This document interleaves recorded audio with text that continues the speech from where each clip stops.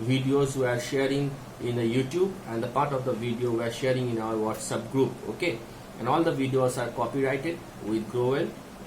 And it is very important to understand that total we are making 240 videos. Okay, and out of that still it is 50 videos are uploaded.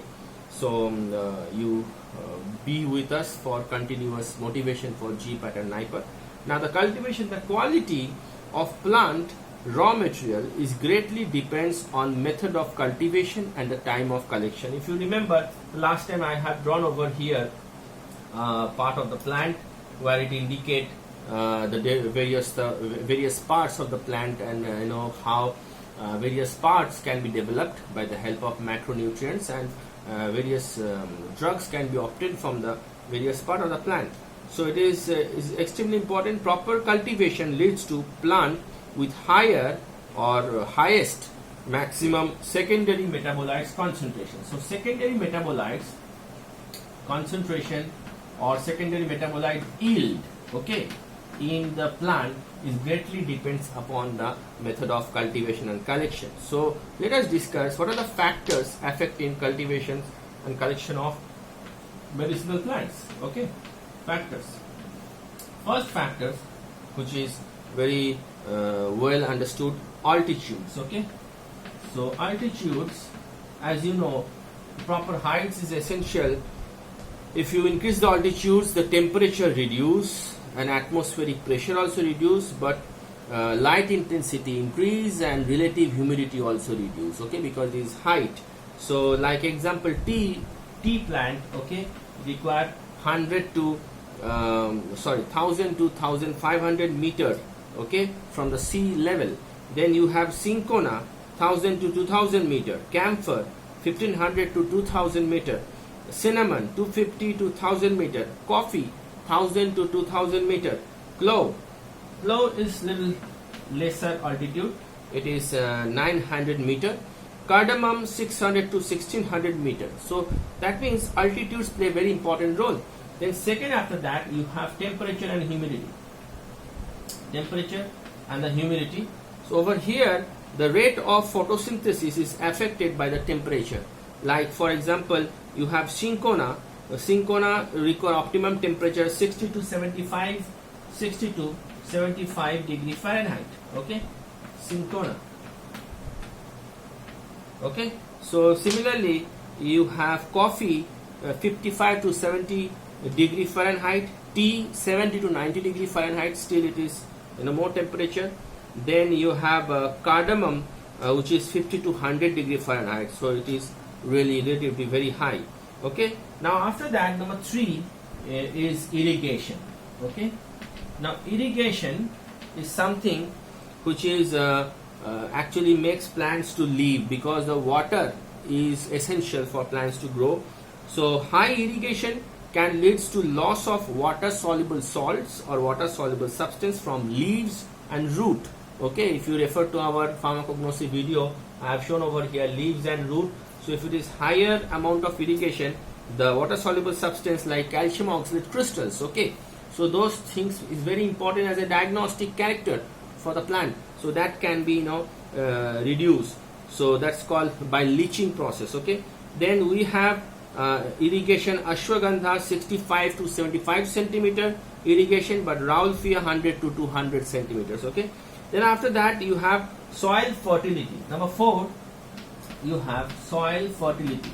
So soil fertility, types of soil, as you know, fine clay is less than 0.002 mm the diameter. So you have coarse clay, then fine sand and coarse sand. Coarse sand, the coarse sand, it is 0.2 to 2 mm, and you have different type of clay soil. Okay, this clay soil contain different type of soil. One of them is clay soil, is contain 50% clay. Okay, but loamy soil, when you are coming to the loamy soil, it is only 30 to 50%. Then you have slit loamy soil, SLIT, slit loamy soil, that is 20 to 30% clay. And you have sandy loamy soil, okay, you have 10 to 20% clay. And you have calcareous CaLCarious.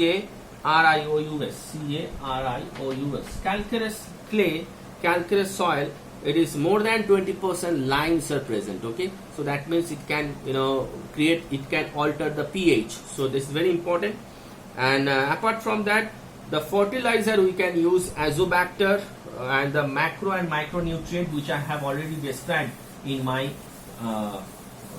basic cognosy video. Okay, now the next important part is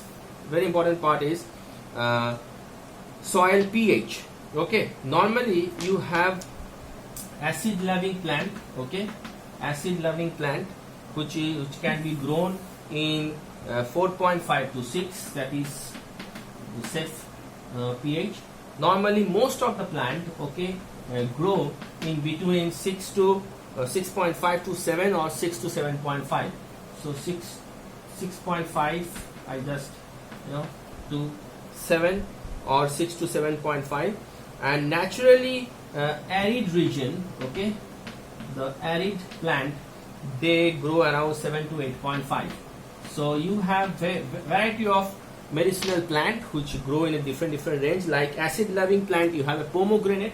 Okay, the first one, you have a pomegranate. Then you have a chicory. Okay, it's our cosmoceuticals, nutraceutical plants, chicory. Then fennel, rice, olive and soybean. Okay, these are the acid loving plant. Most of the plant like digitalis, cinchona, cinnamon, okay, they are obtained from this 6.5 to 7. But you have some arid region like your senna. Okay, senna is required almost around 7 plus pH, and it including then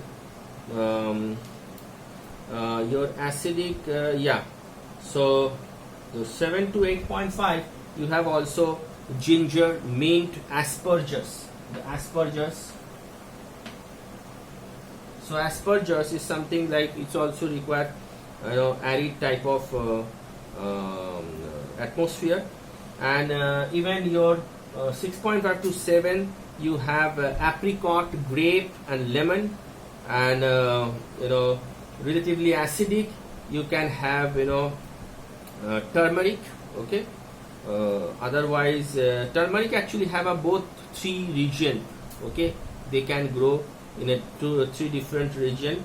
Normally you can say most of the plant where they grow turmeric also grow in that particular pH. So this is the soil pH is essential.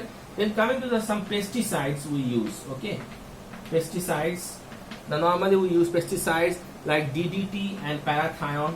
DDT and parathion. Okay, an organophosphorus compound. When we will be discussing more about parathion over there. Then after that we have fungicides, then herbicides, which is 2,4-dichloro, phenoxyacetic acid, 2,4-dichlorophenoxyacetic acid. Then you have rodenticide. Okay, rodenticide. Now this was one time GPAT question.